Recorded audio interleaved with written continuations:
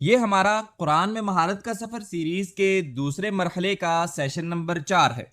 ہم ابھی بھی نون ساکنہ اور اس کے قواعد پڑھ رہے ہیں۔ ہم نے سب سے آسان قاعدے اظہار سے آغاز کیا تھا اور آج ہم ادغام کے بارے میں اپنا آخری سبق پڑھیں گے۔ ادغام قرآن کریم میں ایک نہایت عام قاعدہ ہے اور اسے درست طریقے سے ادا کرنا بہت ضروری ہے۔ تو آئیے شروع کرتے ہیں۔ اب تک آپ کو معلوم ہو جانا چاہیے کہ نون ساکنہ کے ساتھ ادغام اس وقت ہوتا ہے جب نون ان 6 حروف میں مدغم ہو جائے۔ ان میں سے 2 حروف را اور لام کے ساتھ ادغام بلا غنہ ہوتا ہے، یعنی نون مکمل طور پر مدغم ہو جاتا ہے اور صرف شد شامل کی جاتی ہے۔ چونکہ غنہ شامل نہیں ہوتا اسی لیے اسے کہتے ہیں ادغام بلا غنہ، اور باقی 4 حروف کے ساتھ ہوتا ہے ادغام بغنہ۔ اور ہم نے سیکھا تھا کہ غنہ وہ آواز ہے جو ناک سے 2 حرکات کے برابر نکلتی ہے۔ آج کا سیشن ان خاص صورتوں کے بارے میں ہے جو ان قواعد سے مستثنیٰ ہیں۔ سب سے پہلے قرآن کریم میں 4 مقامات ایسے ہیں جہاں ادغام بغنہ نہیں کیا جاتا، خاص طور پر جب یہ لفظ کے درمیان میں آ جائے۔ جیسا کہ آپ دیکھ سکتے ہیں ان 4 الفاظ میں نون ساکنہ کے بعد واو اور یا آ رہے ہیں، لیکن پھر بھی آپ ادغام نہیں کریں گے، یعنی ان الفاظ کو پڑھتے وقت ادغام کرنا غلط ہوگا۔ حالانکہ نون ساکنہ کے بعد یرملون کے 2 حروف یا اور واو آ رہے ہیں، لہٰذا یہ غلط ہوگا کہ آپ انہیں اس طرح پڑھیں دنیا یا صنوان۔ یہ درست نہیں ہے، بلکہ ان کی صحیح قرات یوں ہوگی أولئك الذين اشتروا الحياة الدنيا بالآخرة ومن النخل من طلعها قنوان دانية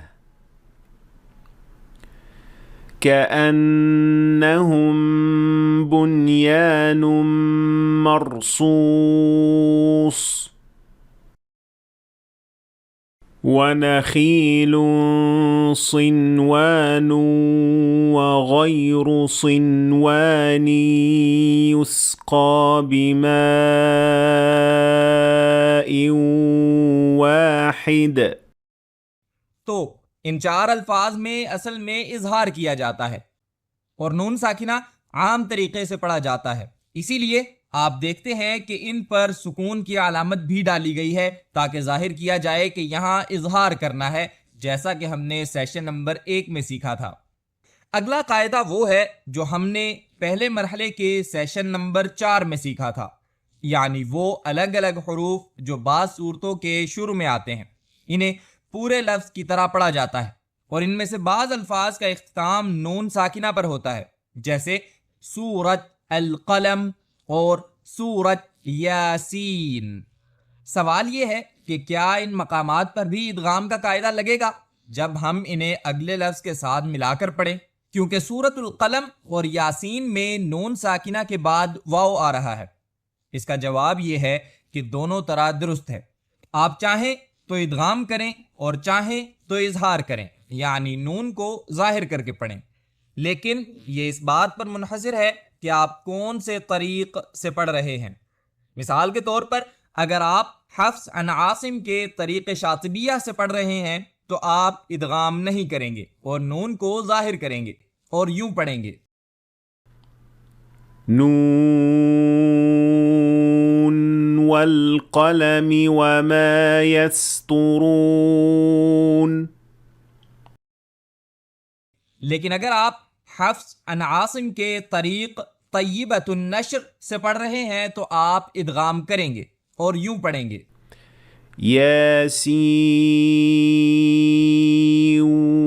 والقرآن الحکیم۔ بس دونوں درست ہیں، لیکن اگر آپ کسی خاص طریق پر عمل نہیں کر رہے تو میں تجویز کرتا ہوں کہ پہلے والے طریقے پر عمل کریں، یعنی ادغام نہ کریں۔ کیونکہ حفظ عن عاصم کا طریق شاطبیہ زیادہ عام ہے۔ آخر میں ایک اور قاعدہ، جب نون ساکنہ کے بعد دوسرا نون آئے تو آپ ادغام بغنہ کریں گے، لیکن بعض اوقات یہ امتزاج تھوڑا مختلف نظر آتا ہے، یعنی نون ساکنہ ایک الگ حرف کی طرح آتا ہے جس پر شد ہو، تو نون کے ساتھ شد حقیقت میں دو نون ہوتے ہیں جن میں سے پہلا نون ساکن ہوتا ہے، تو جہاں بھی نون پر شد دیکھیں وہاں دو حرکات کا غنہ ضرور کریں، اور یوں پڑھیں گے وَمِنَ النَّاسِ مَن يَقُولُ آمَنَّا بِاللَّهِ وَبِالْيَوْمِ الْآخِرِ وَمَا هُمْ بِمُؤْمِنِينَ۔ اور یاد رکھیں اگر آپ ایسے لفظ پر رکیں جو نون مشدد پر ختم ہو رہا ہو تو پھر بھی غنہ کرنا ضروری ہے، جیسا کہ ان مثالوں میں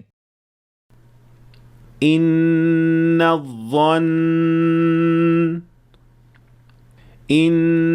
الظن لا يغني من الحق شيئا۔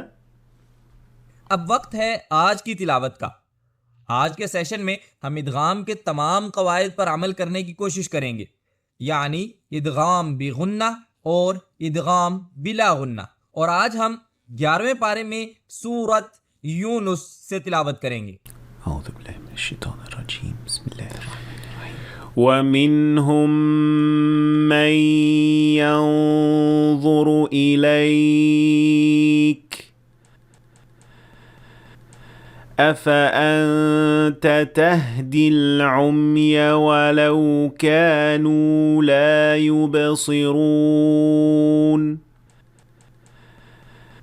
إِنَّ اللَّهَ لَا يَظْلِمُ النَّاسَ شَيْئًا وَلَكِنَّ النَّاسَ أَنفُسَهُمْ يَظْلِمُونَ۔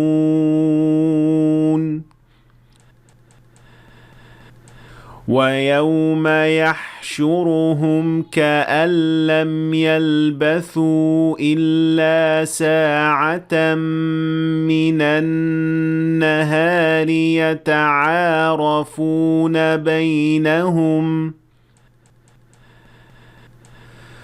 قَدْ خَسِرَ الَّذِينَ كَذَّبُوا بِلِقَاءِ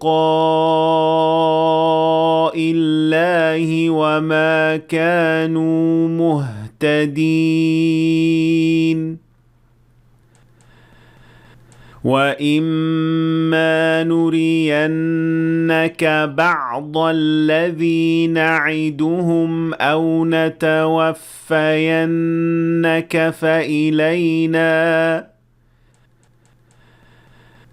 فَإِلَيْنَا مَرْجِعُهُمْ ثُمَّ اللَّهُ شَهِيدٌ عَلَى مَا يَفْعَلُونَ۔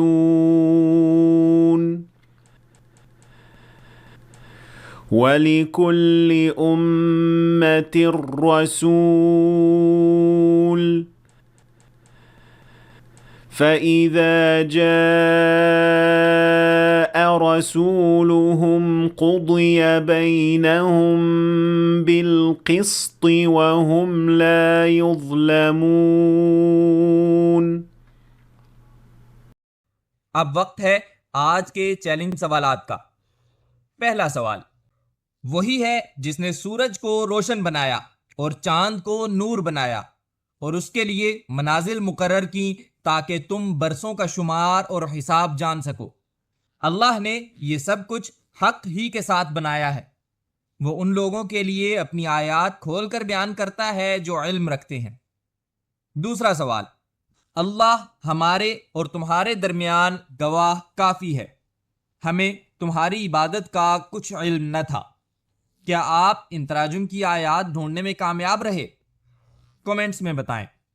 ویڈیو دیکھنے کا شکریہ، مجھے امید ہے کہ آپ نے آج کچھ نیا سیکھا ہوگا۔ اگر سیکھا ہے تو ویڈیو کو لائک اور شیئر کریں تاکہ دوسرے بھی فائدہ اٹھا سکیں، اور مزید ایسی ویڈیوز کے لیے ہمارے چینل کو سبسکرائب کرنا نہ بھولیں، اور انشاءاللہ ملاقات ہوگی سیشن نمبر 5 میں۔